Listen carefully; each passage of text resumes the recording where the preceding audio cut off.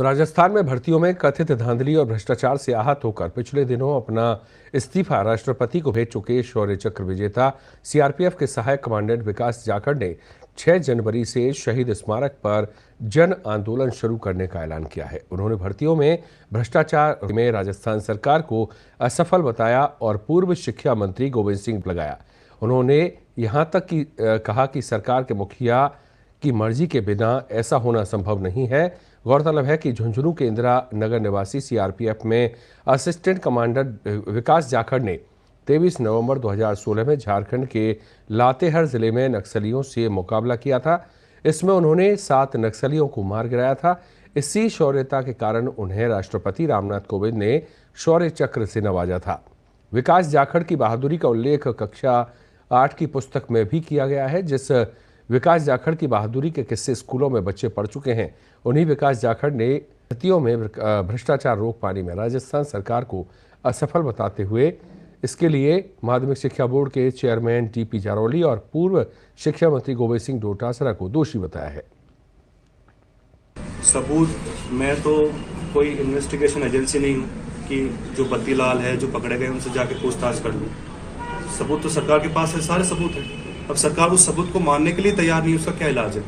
तो CBI inquiry जब तक नहीं होगी तब तक मुख्य कल्पित जो हैं, जो आरोपी हैं, वो बिल्कुल ही पकड़ में नहीं आएंगे।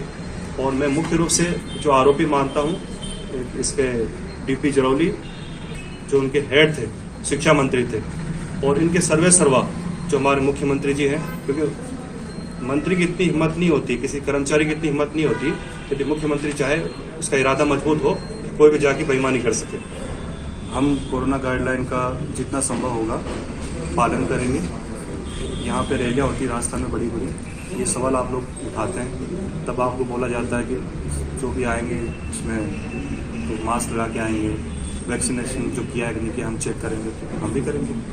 और मैं तो मानता हूँ कोरोना बहुत भयंकर बीमारी है, पर जो अब ये बीमारी चल रही है कोरोना से भयंकर है, क्योंकि ये प्रायोजित है।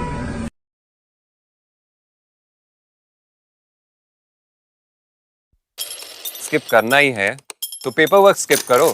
लोन का नावी इंस्टेंट लोन्स मिलेंगे, 100% पेपरलेस प्रोसेस।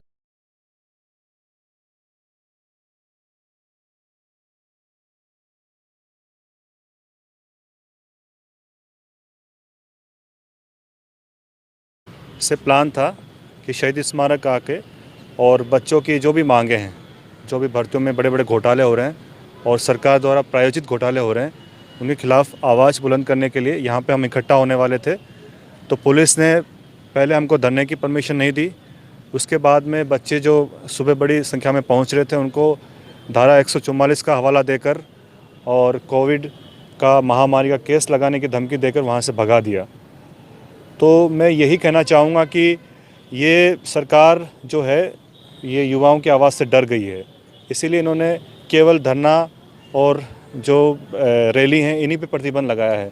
बसों में आप देखिए ठसाठस चल रही हैं, शादियों में भी बड़ी संख्या में लोग शामिल हो रहे हैं, जो भी पार्टियां हैं उनके जो आयोजन होते हैं उसमें बड़ी संख्या में लोग आते हैं।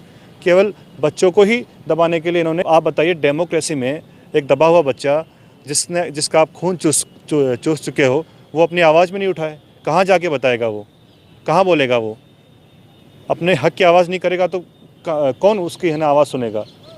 अपने प्रदेश में बोलने की उसको आज़ादी नहीं है, तो आप देख लीजिए क्या डेमोक्रेसी है। ये बड़ा डेमोक्रेसी का हवाला देते हैं, इन्होंने तो गला घोट दिया डेमोक्रेसी का।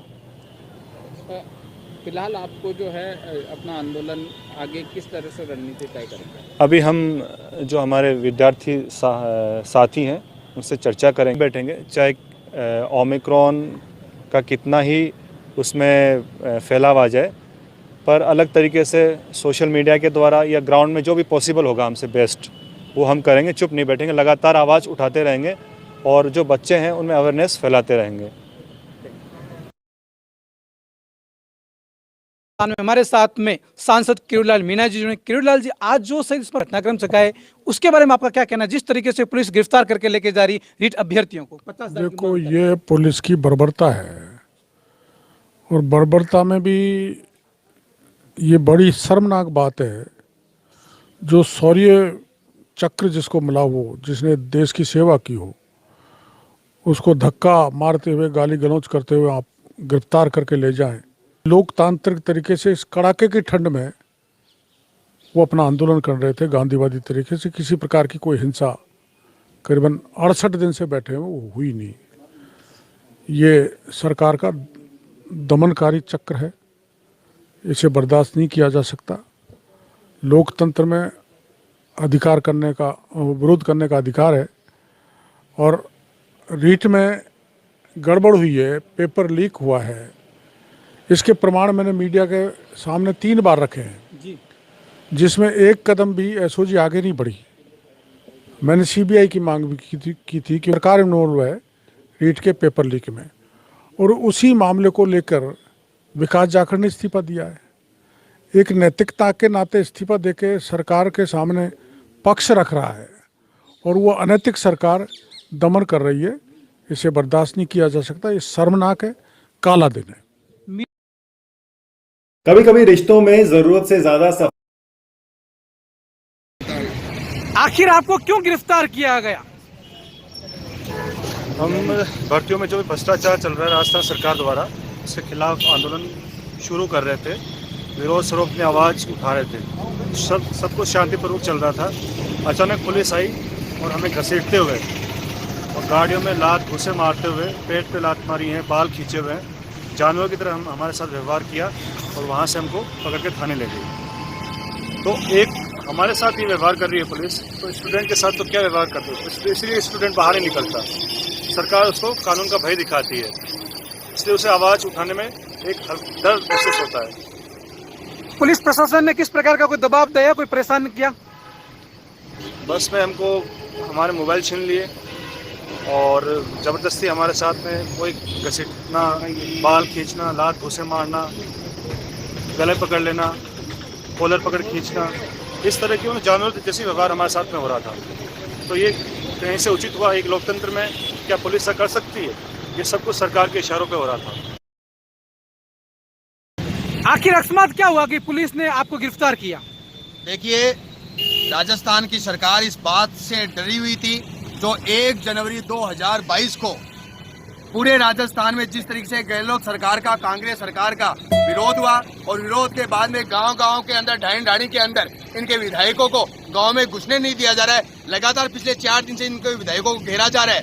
तो राजस्थान सरकार ने इस आंदोलन को तोड़ने के लिए, इस आंदोलन को कमजोर करने के लिए हम पे हमला करवाया, और हमला करवा के अकस्मात हमारा कल का कॉल था, पूरे राजस्थान से हमारे रीट के अभ्यर्थी और हमारे एसएफआई के कार्यकर्ता आ रहे थे, उनको अंदर भय का माहौल पैदा करने के लिए आज उन्होंने हमारे नेतृत्वकारी साथियों को डिटेन किया, और इस तरीके से बदसलूकी हमारे तमाम साथियों के साथ में की गई। पुलिस के द्वारा घसीटा गया, पुलिस के द्वारा पुलिस वैन के अंदर मारपीट की गई है, जो ये दर्शाता है कि राजस्थान सरकार इस आंदोलन से डरी हुई है। हम राजस्थान सरकार को आपके चैनल के माध्यम से यही चेतावनी देना चाहते हैं कि राजस्थान सरकार जयपुर के अंदर धारा 144 लगा सकती है, यहाँ पर हमारे आंदोलन को कुचल सकती है, लेकिन हम राजस्थान सरकार को कहना चाहते हैं, इनके विधायकों को, इनके मंत्रियों को, इनके अधिकारियों को हम गाँव के अंदर नहीं घुस। हमारा आंदोलन फिर मजबूत होगा, हम लड़ेंगे, उठेंगे और वापस सरकार के खिलाफ हल्ला बोल पूरे राजस्थान के युवाओं को एकजुट करके इस राजस्थान की विधानसभा के ऊपर जब इनका बजट सत्र चलेगा तब हम मजबूत आंदोलन करेंगे।